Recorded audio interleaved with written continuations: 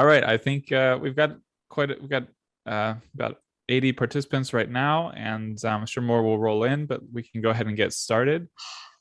So if you're joining us, I think you know what this webinar is about, but just as a quick summary, we're talking about the next frontier for rural electrification.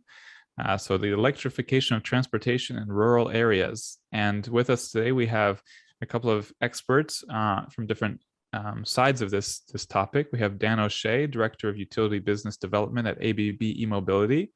We have Devin Sclater, Energy Solutions Specialist at Dominion Energy Virginia. And I am Zach Shahan, the CEO of Clean Technica. So I think I'll let you both talk about yourself for a moment, your background, but I'll first give a short intro here. Dan actually, I was quite impressed with this, has been driving electric since 2010. So that's impressive. We actually started covering electric vehicles, I think, in 2012, 10 years ago. So you're definitely have more seniority on that. And has been patiently waiting for an all-electric camper van, as I think many people have been. He has worked in the EV infrastructure business for over a decade. His career shift to EVs came while attending a sustainable business graduate program at the Brainbridge Graduate Institute in Seattle. And we have Devin Sclater. Devin has been with Dominion Energy since 2018, after 4 years in the fuel industry. So we got a bit of a perspective from two sides of this world. In 2019, she transitioned to the electrification team, where she gets to explore her love for innovation, as well as her background in transportation. It's an interesting mixing of topics. And as someone who lives in a rural county, Devin is passionate about rural electrification and educating those with similar lifestyles on the potential benefits of going electric. So really an honor, privilege to have you both here for this fascinating discussion. I'll just, as a little more of an intro, we've obviously been covering EV infrastructure development for a long time. And I wrote an article leading into this yesterday about how it's not as simplistic of a topic as we've often maybe just think of it. There's a lot of, it's a different balance of issues than in the city, but it's not completely different. And it can be a mixture of things. It can be quite a nuanced topic. So we're going to get a lot of insight from Devin and Dan. Just to get started, Devin, do you want to say anything more about your background with EVs or cars or rural communities to get us rolling? Sure, yeah. So before coming to Dominion, I worked in the fuel industry. Like I said before, I did a lot of fuel purchasing. I managed the dispatch team, and a lot of that was really fleet related and really understanding what different fleets need as far as fueling went. So transitioning into the electric vehicle space, it's been a lot of fun kind of learning the differences between gasoline fueling, diesel fueling, and using electricity for fuel. But a lot of the stuff is the same. A lot of understanding parking lots, understanding your driver's routes, understanding how far they go in a day. So a lot of it really does translate, and the electric side, I think, is a lot more fun. And there's a lot more innovation, a lot more excitement. Every day we're seeing a new update from a vehicle manufacturer about either a new vehicle that they're working on, a new vehicle they're releasing, or more money being thrown at electrification. So it's a lot more exciting. It's a lot more fun. Yeah, it's a lot of fun to be on the front edge of a big technology transition. I mean, that's one of the things I'm just appreciative of every day, basically. Dan, also, I'd mentioned you have deep background in EVs. I'm curious what that first EV was in 2010, but also sure, anything else. It was the first gen Leaf. I worked on a Department of Energy project called the EV project, and we drove a Leaf around. Ironically, there were no charging stations because we were supposed to be putting them in. So we had to put one in the garage across the street from our office first, and so that we could actually get the vehicle and charge it up somewhere. So we did that, and then talk about range anxiety. Like I would really have to plan my day if I was going to use the Leaf to go, drive around Western Washington, because there were so few charging stations, virtually no fast chargers. So it was definitely, there were definitely a few days where I rolled downhill on less than zero into the parking garage talking to my office saying I'm probably going to need a tow, but I ended up never needing a tow. And you know, you have stories for life from that. And talk about being exciting on the front edge of the transition. We're 10 years later, so you know, you were really really enjoying the excitement some days Yeah, it's a perhaps. strange definition of excitement. Yeah, one time I had an intern in the car, and we were going up the hill towards Snoqualmie Pass, and at that time the vehicle, I guess this has changed, would show you your range if you kept on going uphill for the rest of your trip. So it would go from like 90 miles down to 40 miles pretty quickly. And she thought we were going to be, you know, have to be towed from the top of the pass. But as we went downhill, the regen braking, you know, brought us back into a decent range. Anyway, yeah, it was kind of cool now looking back. That was a different era. And I should note, one of our producers reminded me that if you have any questions, we'll have Q&A at the end of this webinar. We may not have time for every question, so feel free to also email accounts@cleantechnica.com. That's accounts@cleantechnica.com if your question doesn't get answered and you want to follow up with one of our hosts. So rolling into the topic, rural electrification in more detail.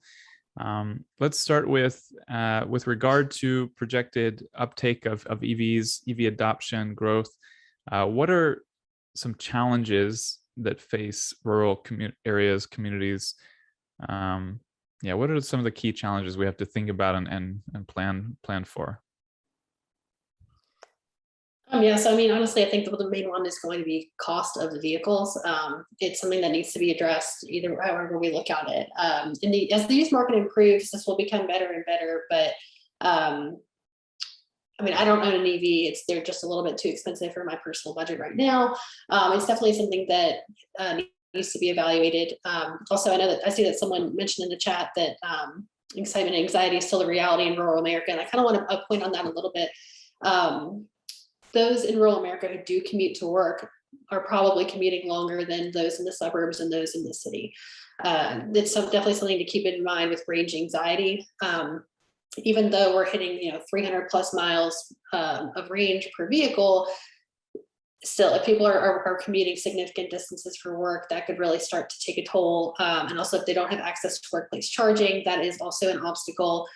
However, you know, you can charge at home, which is kind of nice. In rural communities, people tend to own their homes more so than those living in the suburbs and living in the cities in multifamily housing.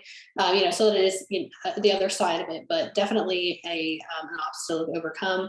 And also, some rural counties don't have Threephase power. That can also be an obstacle because DC fast charging relies on Threephase power. Unfortunately, the highest you can go on single phase is level 2. Again, like, you know, Dan was talking about the logistics of driving his Leaf, and we'll just play into the logistics of your vehicles, when you charge and when you need the vehicle, whether it's farm equipment, or it's a personal vehicle. High speed charging is definitely a priority. And should electric vehicles really take off, the electric companies are going to have to invest some significant money into upgrading the power structures of the rural counties.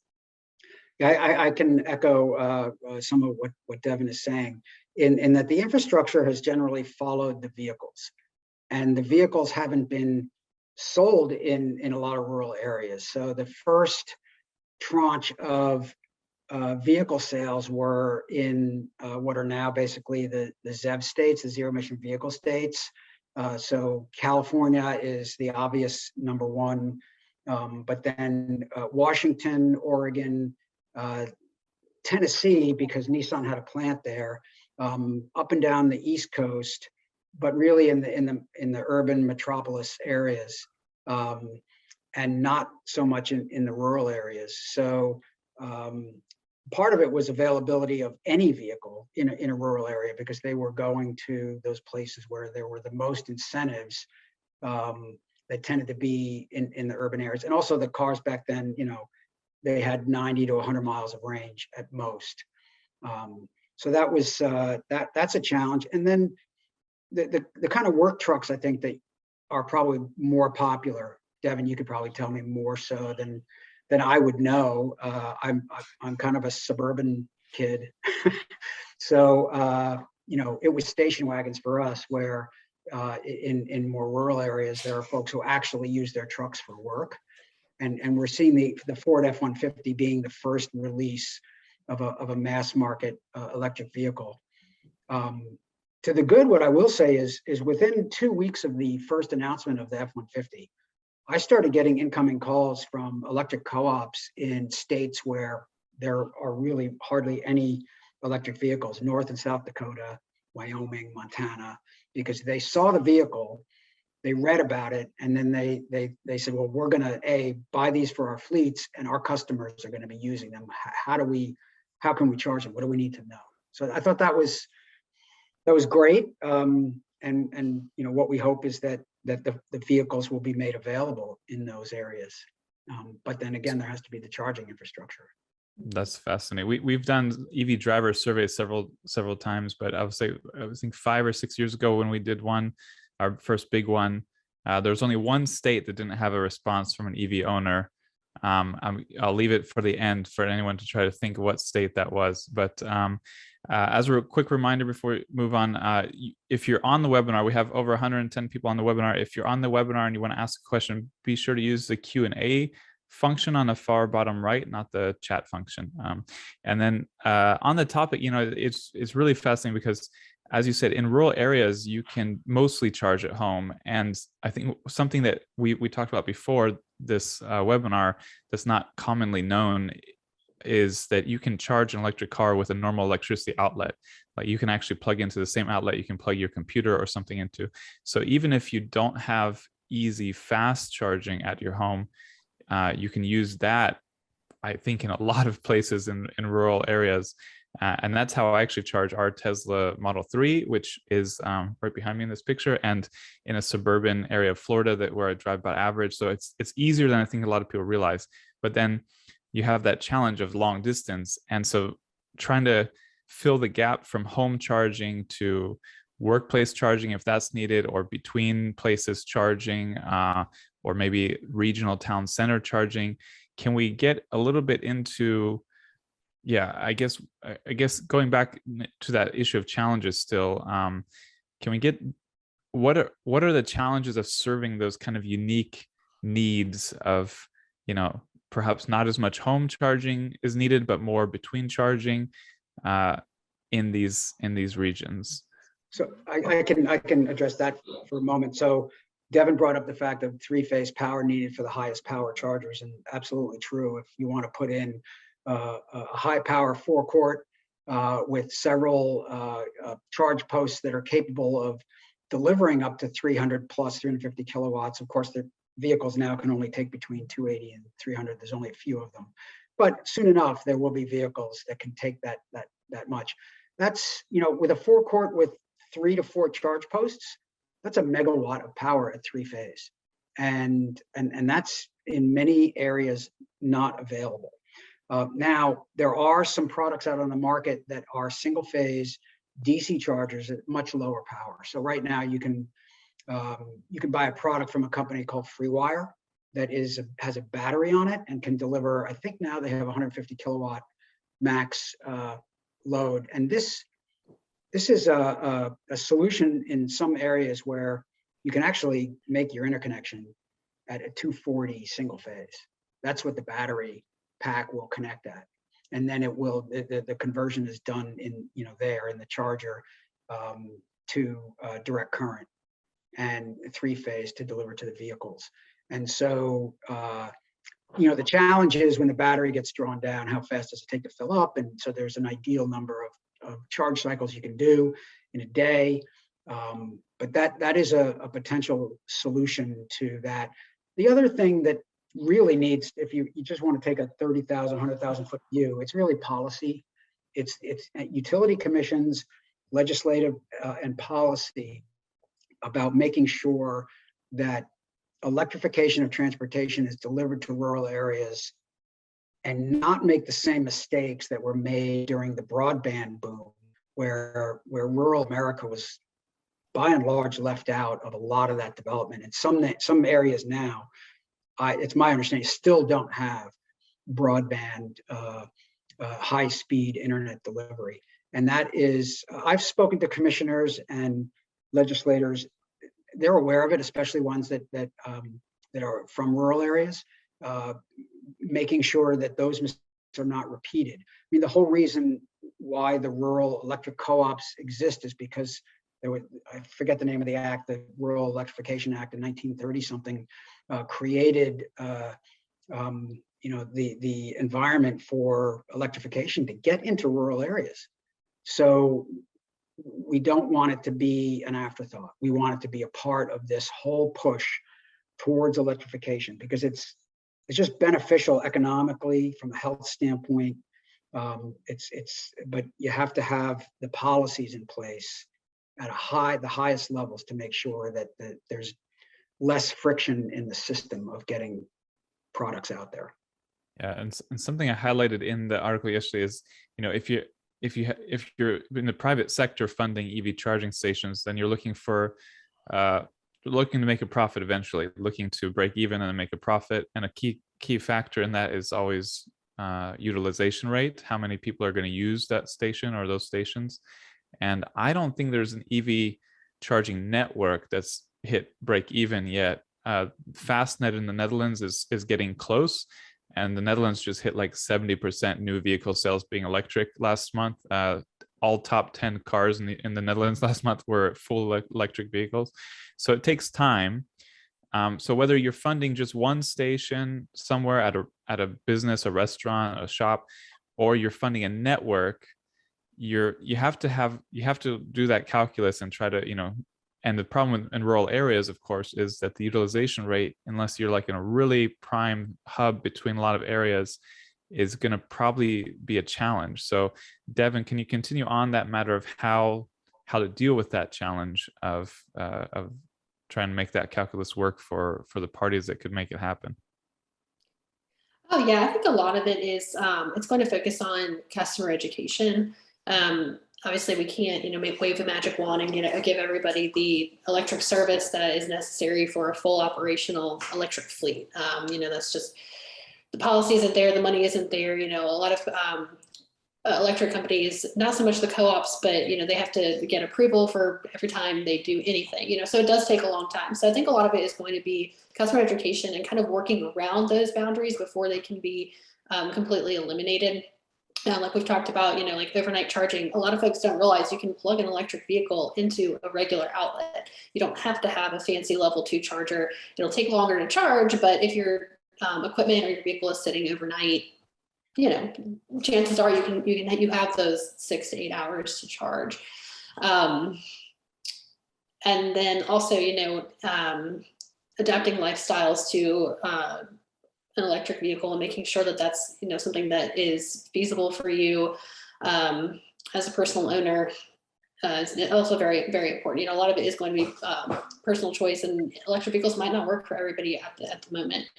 But getting that customer education out there, and also getting the communities kind of riled around wanting to make a change, wanting to get the electric company in there, and voting in officials who are going to make those decisions at a broader scale. Are there specific certain EV myths that you find are quite common in these areas? Yeah, I love EV myths. Like for one, there's this meme that I see on social media a lot. It's a flooded Tesla parking lot. And it's like, oh, like you can't charge your electric vehicle in the rain. You can. That has been, that has been debunked many times, but I cannot tell you how many of my friends send me that meme. And then, like I said before, an electric vehicle can be plugged into a wall outlet. It just takes a little while to charge. And then also, electric vehicles are less expensive to own over time. I think that's one of the biggest myths, because that sticker price is pretty shocking. They are expensive. The used market is not very strong yet. They haven't been around long enough. There's a lot of customers might not be comfortable with the length of how long the battery life is going to be. over time, so the used market it still has a long way to go. However, if you look at from start to finish and, you're really doing a cost analysis or an ROI on your vehicle, you'll see that less parts means less maintenance. So less money that you're spending with the mechanic or yourself fixing the vehicle. And then also the electricity is significantly cheaper. There are many calculators that you can use, but we actually do use one at Dominion. It's at dom.com/EV. And we've worked with Choose EV to create those tools. You can put in the gas price or diesel price in your area, the type of vehicle that you drive, down to the year of the vehicle, and kind of see how much, and you can also put in your trip to work and see how much money you would save. So, honestly, that was one of the most shocking things for me when I started getting really interested in electric vehicles on this team, was how much less expensive it is to just fueled vehicles.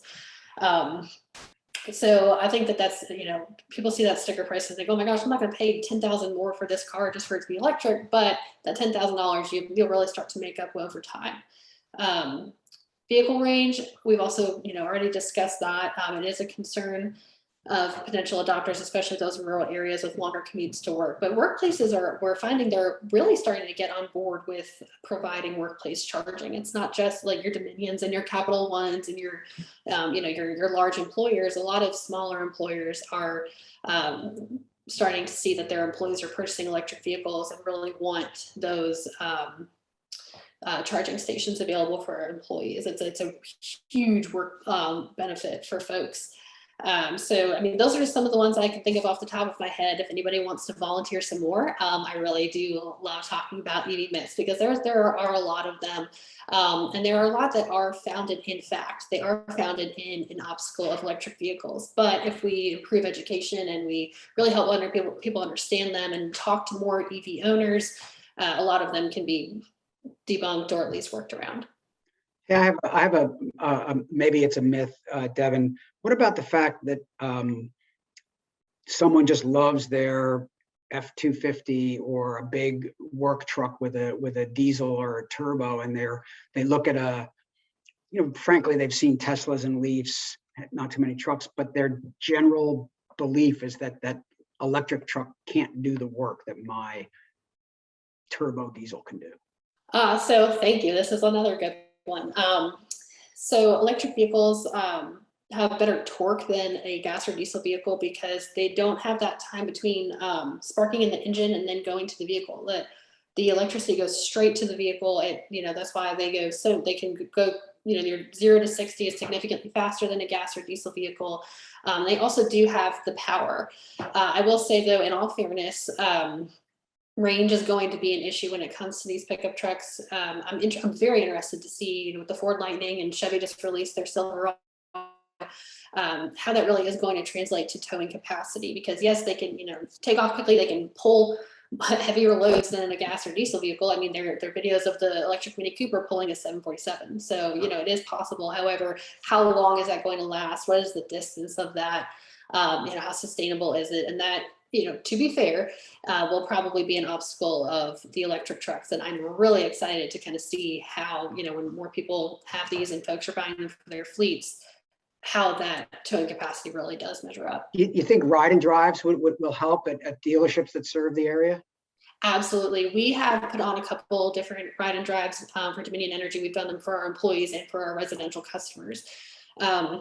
We work with a company they work with personal EV owners, which is really great because it makes people a lot more comfortable to drive because they're not being sold anything. We can also get a variety of vehicles. We've had all of the Tesla models. We've had the Mach-E. We've had the Hyundai Kona, the Chevy Bolt, the Chevy Volt, and all across the board, all the different vehicles available. Unfortunately, no trucks yet, because it is user-based, but it gives folks a chance to drive the vehicles, but also speak with an everyday EV owner.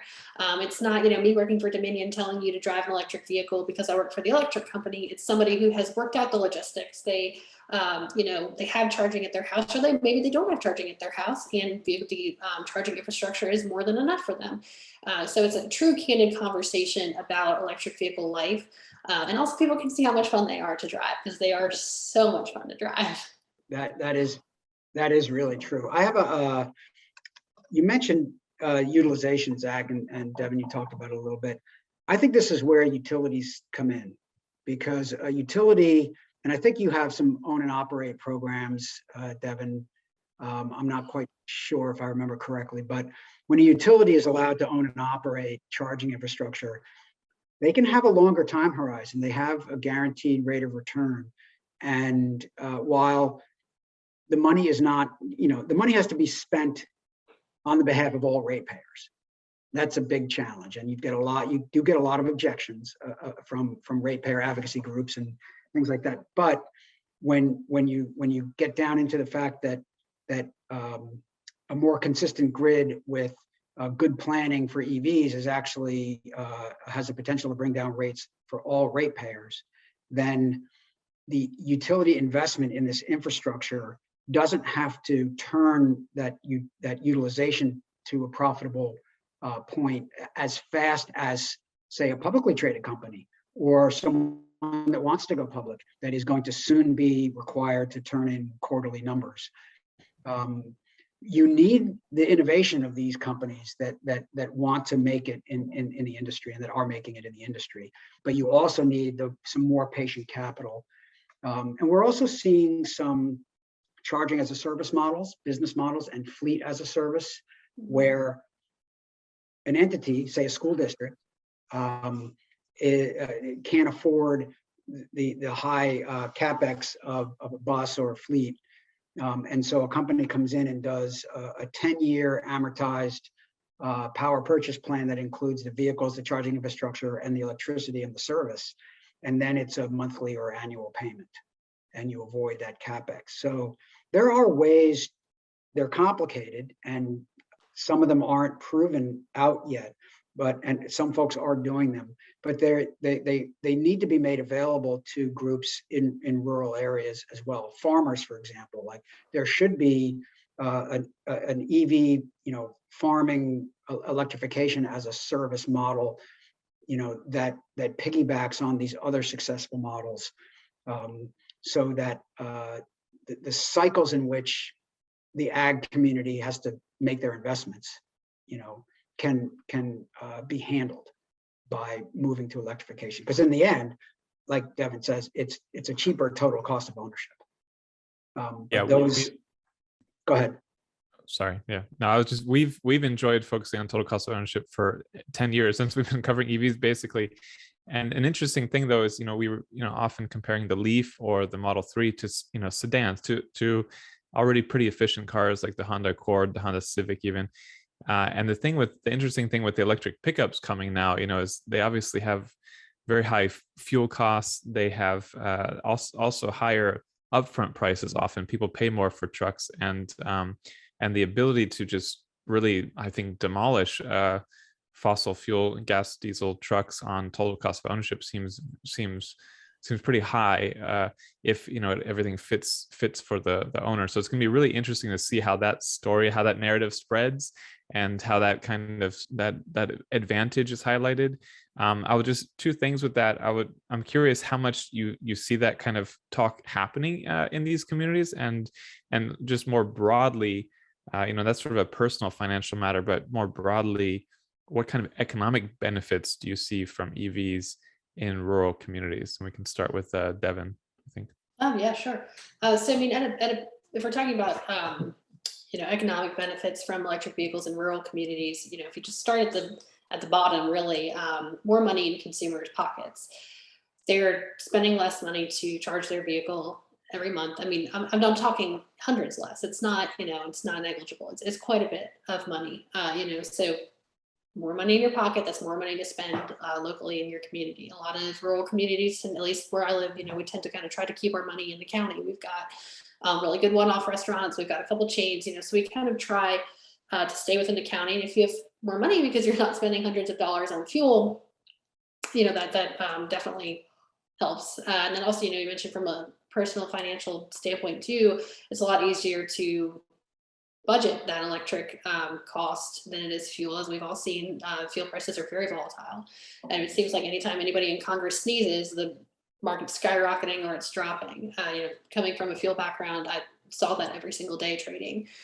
So, electricity works a lot differently price wise. So it's a lot easier for families to budget, especially, rural communities that might tend to be more budget conscious. I don't want to generalize too much, but, a lot of folks who are owning farms and they've got land that they are also making money off of. The bottom line is very important to those folks. Also, a lot of people in rural communities rely on their vehicles more so than those in the suburbs and those in the city. I know that, there really isn't anywhere that I can walk to conveniently or quickly. I'm driving pretty much everywhere. So having the reliability of an electric vehicle and also the lower cost, and I don't mean to continue to reiterate that, but it really is the biggest selling point. It really starts to impact the wallet pretty significantly. A key strategy in messaging is to repeat the same thing over and over. So this is very good to do. I'm all about it. I'm a messaging kind of person, so I think that's really useful. Dan, do you want to say more on that? I think the topic of keeping more money locally is also related to energy security. And if you've got regional utilities, if you think about it, where your gas comes from. Here you've got energy that part of it doesn't need to get on a boat and go across the ocean. It can be generated in your region and transmitted to your house. And that means local jobs. And so if the utility industry and the local US energy fueling industry is bolstered, that's more jobs in the US, that's energy security. And those two things, they can go hand in hand, and they will as this begins to grow. And so I think that's really important to consider. And talking about that, rural cooperatives come to mind, because there are a lot of rural areas that rely on rural cooperatives. Can you speak a bit more about the role for cooperatives in this transition? Yeah, so they do the same things that any utility does, right? Safe, reliable, affordable electricity for their customers. They're not owned by corporations. The co-ops are owned by their members. The munis are owned by the municipality, and they're governed locally. They can do the same things that investor-owned utilities do, and in some cases they can do them faster because they don't have to rely on commission rulings. And we do see this. So, for example, Austin Energy is a muni in Texas, and they've been in EVs for at least a decade. I mean, they really were early. Sacramento Municipal Utility District, SMUD, has been in it quite a long time. LADWP, Seattle City Light. So these groups have made forays into EV long before some of the IOUs did. And now I'm starting to get a lot of traction in the more rural areas, where these folks are seeing everything that's happening in the states around them, and they see the opportunity. So the business opportunities and the business models are the same as they are for an IOU, and some of the co-ops have been doing demand response, frankly, for longer than some of the big IOUs. So they know demand response. They know how to talk to the meters. They know how to shed load. They know how to do these programs, and they see EVs as fitting into something they're already doing. So it's just a different organizational structure. Part of the problem is that the vehicles haven't been distributed as densely to the most of the areas covered by cooperatives, the rural cooperatives. So there hasn't been that pull through demand side from the customers, but the utilities themselves are seeing the opportunity, and they've been reaching out, developing programs. Now there's how many of them? 2,800. I don't know what the exact number is, so it's quite a lot. I'm sure someone will correct me as to the exact number, so please do. But there's a lot of boots on the ground needed to make it happen universally. We've still got over 100 people here, so I want to get to Q&A soon. I have one more question, but there's actually a comment from someone, Patrick Corcoran or Patrick Hunter. I'm not sure. There's two names here. He mentions right now there's enough capacity overnight from idling power plants to switch to EVs without upgrading the grid. When we switch to more renewables, we'll see that that's time switch to noon. We've already seen it in some places in California. Long term, there will have to be upgrades in battery storage. I want to highlight that because it's something in the beginning or middle of that about not needing to even upgrade the grid right now with excess capacity at night. And I want to go back to, you mentioned the broadband challenge or problem. But, there's different technology transitions have different characteristics. We tend to sometimes lump them all together, but could you sort of compare the EV transition in rural communities and how that might compare to the broadband or other technology transitions? So, sort of compare and contrast. I really like that highlight that, it doesn't take as much as some people might think because of the capacity, excess capacity at night when people are going to want to charge anyway. So I don't know who wants to start with that. I could start for a second. It's my understanding that the broadband issue was pretty much left to the for-profit companies. And so that's when you get to the comparison there would be utilization of EV charging stations. So if you have entities that are only going to be able to do it if every single site reaches turns a profit in a very short period of time, you're only going to be seeing that product, that thing in those areas, and that is not that's not equitable. So that's why I say policy and legislatures have to really lead the way in making sure that there are, I don't know what you want to call it, incentives, mandates, laws, commission rulings, to make sure that there is the equitable distribution of the funding that needs to happen so that mistake doesn't happen again. Yeah, I mean, I don't really have much to add to that. That was a solid answer. I mentioned before that community education is really important, and getting folks to vote for the people who are going to make these changes. If that is, the change that they want to see, it's going to take legislatures. And the word mandate makes me uncomfortable, but I knew it would. That's why I put it you did that on purpose. But there needs to be legislative support, community support. Definitely has to be. This can't be done by one big Dominion Energy comes in and that's not how it's going to work. There needs to be a collective incentive and initiative for this. And Dan mentioned before, we don't want rural communities to get left behind anymore. There has to be a way to work together and get different folks from different walks of life together to really make this happen. No matter what their incentive is. If it's clean energy, if it's less emissions, that's great. If it's price and bottom line, that's fine. If they really want an EV because it's super cool, that's great too. If they really like Elon Musk, there are so many wonderful reasons to go electric that we need to find a way to really get people motivated and really help make those decisions in a broader spectrum. I'll add on to what you said, Devin, about education. I think folks on this webinar, if you're in a rural area, educating the people who are in charge of policy. If you've got rural cooperatives, if you've got investor-owned utilities that are serving your area, reach out to the commissioners.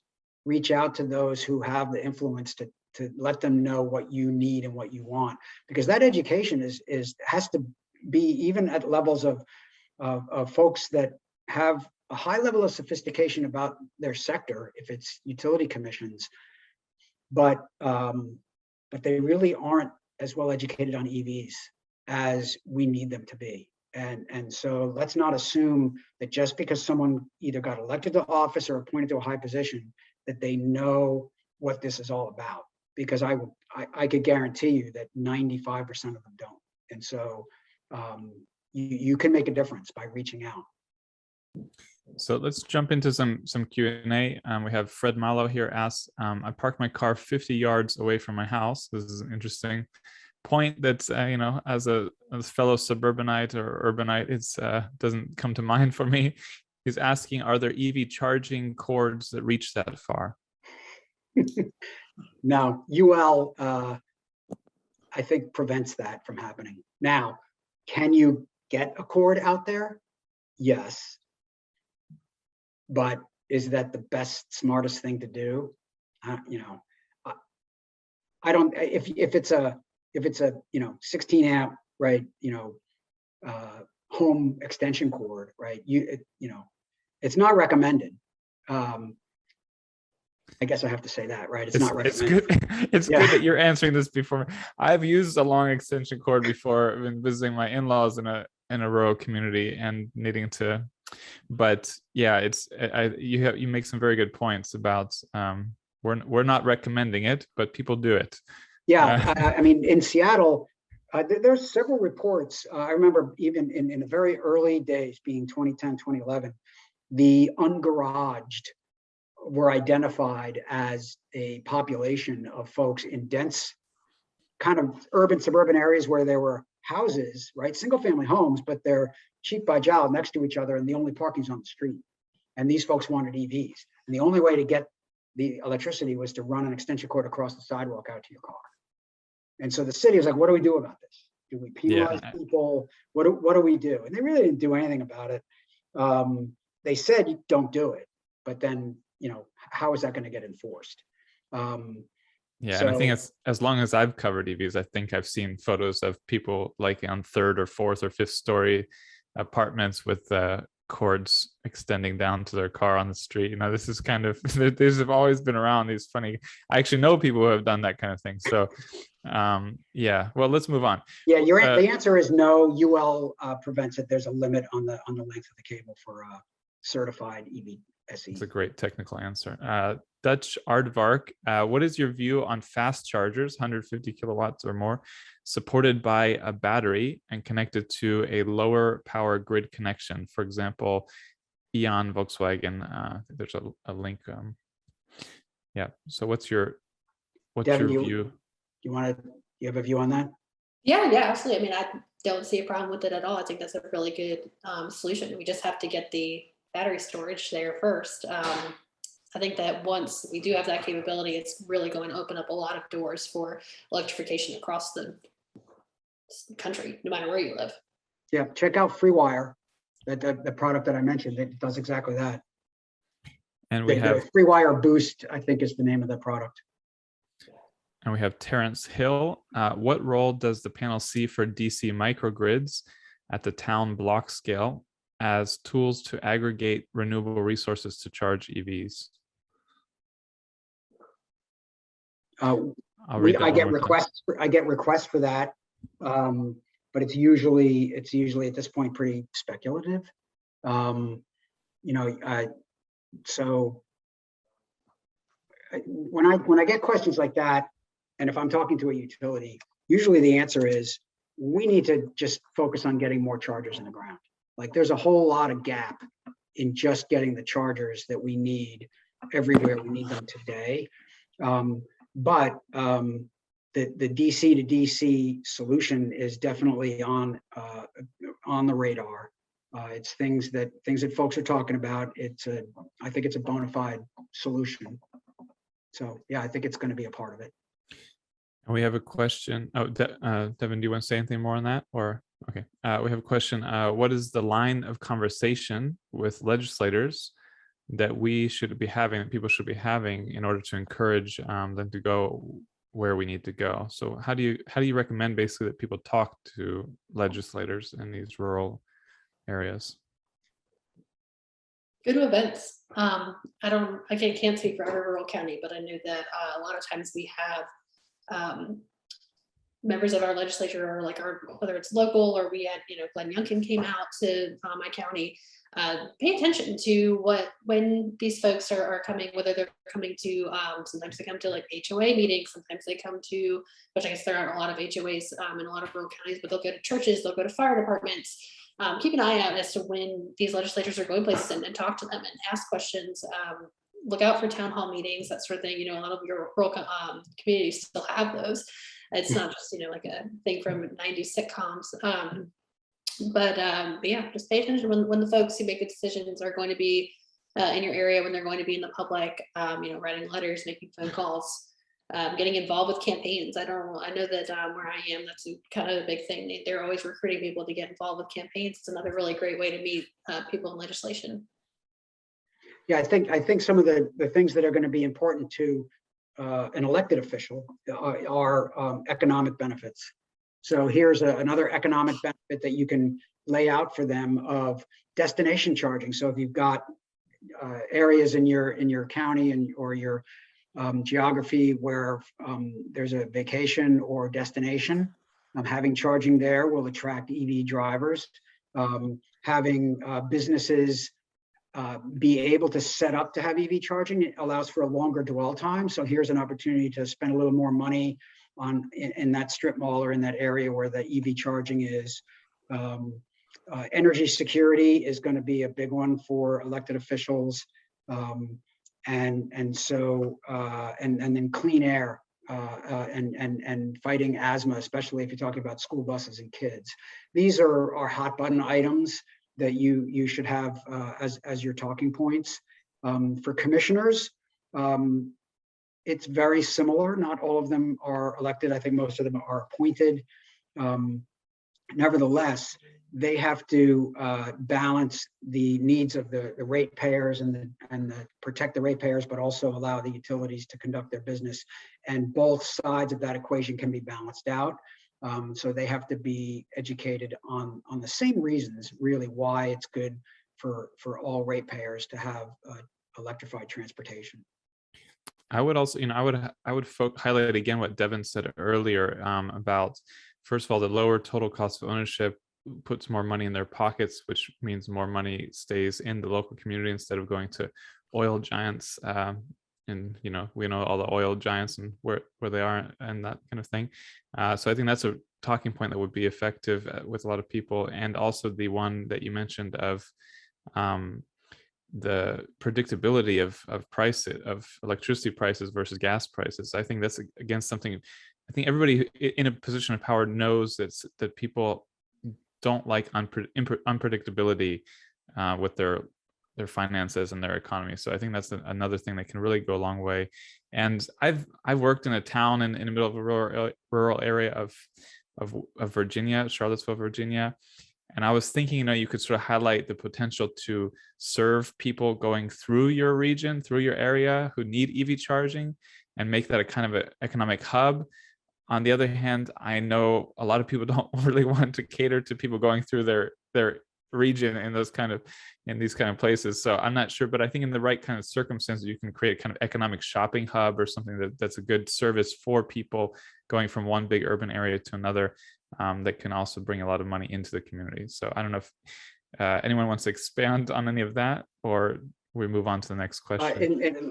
You can search online for the electric filling stations in Norway, and there's a couple that have been completely rethought.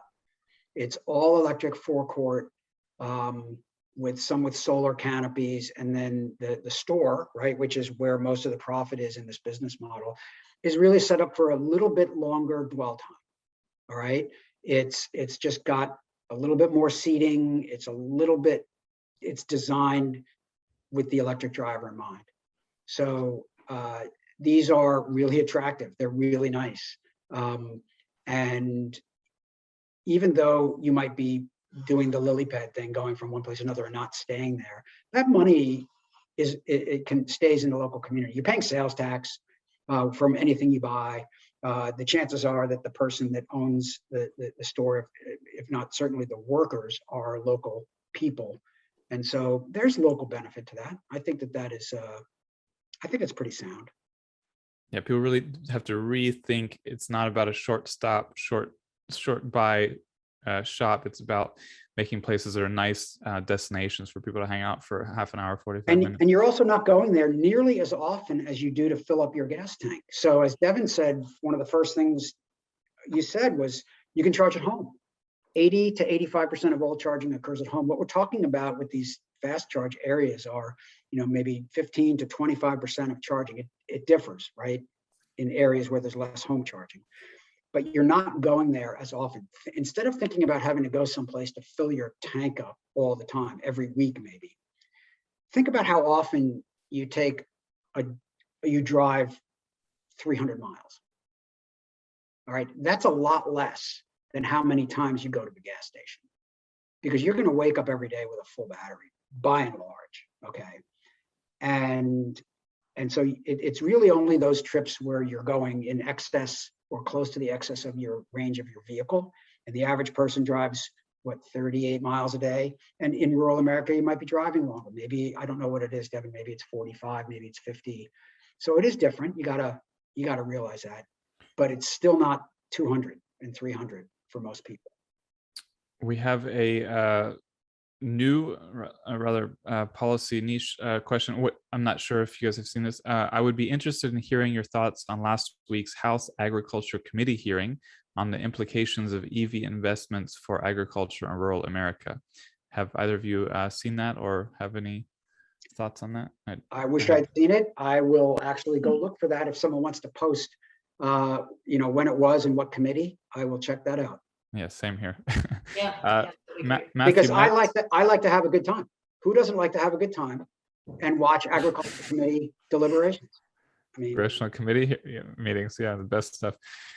So Matthew Metz has an interesting one. Gasoline super users are people who are in the top 10% of gasoline users. They use on average at least 1,000 gallons a year. They tend to predominate in rural areas and they tend to drive pickups and large SUVs.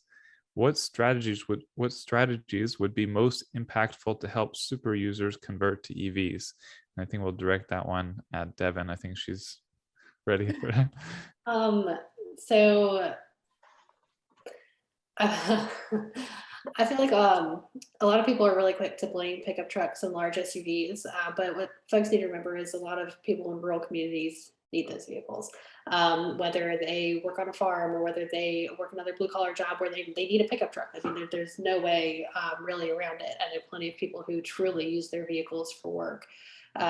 So really the solution to that is going to be a solid electric pickup truck or an electric larger vehicle. And it's going to have to be reliable. It's going to have to not, need a charge every couple miles if they're towing something heavy. So it's definitely going to need that. I think is really the solution to helping those folks adopt pickup trucks. There's going to have to be an electric pickup truck that can perform the workload that a gas or diesel truck can do. I don't think there's a way around it.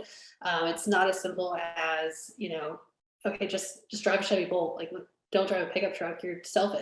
You're using all this gasoline. You're killing all these people. It's not that simple.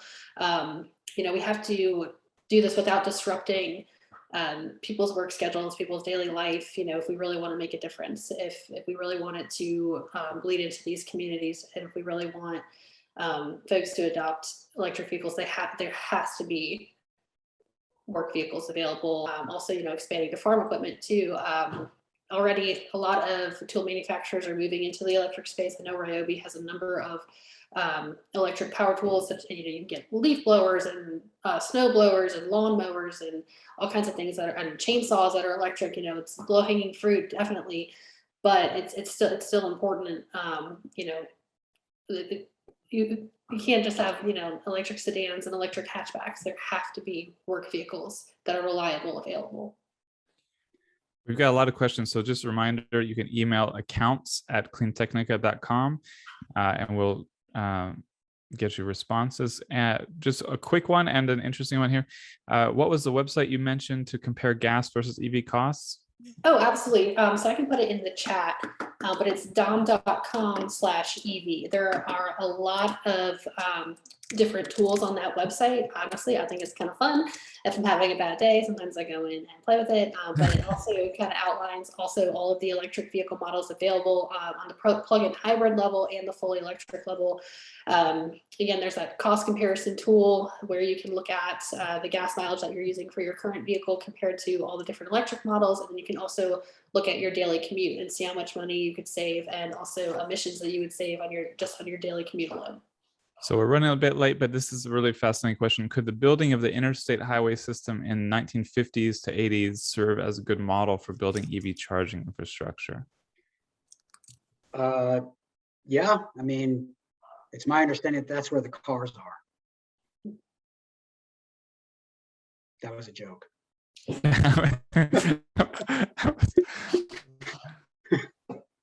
So I gotta have, I'm gonna fire my writers because that one did not go over well. I didn't want to laugh and not be wanting a laugh, but it was. Yeah, no, it's okay. It's a good point, and sometimes something that may seem obvious isn't. But yeah, if you were to look at the interstate highway system and track vehicle miles traveled and use the DOT traffic figures, as a matter of fact, Electrify America and EVgo, the two biggest public charging companies in America, that's what they do. They need to put their stations within a half mile of the biggest intersections on the interstates, right? And so in the areas where they're putting their chargers, that's where they go first. And when you're looking at an area like that, it's always going to be the interstate that you're starting with and the big interchanges, okay? And then you're going to work your way out in concentric circles from there to your state highways and then your major local thoroughfares. So yeah, I mean, that is really a very straightforward and logical way to look at it. All right, well, thank you, everybody. Again, email accounts@cleantechnica.com, and we'll get you your questions sent along. I've also screenshotted all these questions, so maybe I'll focus on some of them in follow-up articles about this topic. So thank you all for listening. Thank you especially to Devin and Dan for this interesting discussion, fascinating discussion, and all your expertise. Any final comments? Any final thoughts? No, if we've motivated people to go take some action on making sure that they can be heard about rural transportation electrification, that's great. Don't be afraid to reach out to me or to Clean Technica if you have questions about that. You know, it's a necessary part of this transition that needs to happen. Thank you. All right. Thank you all. Bye. Thank you, Cheers. guys.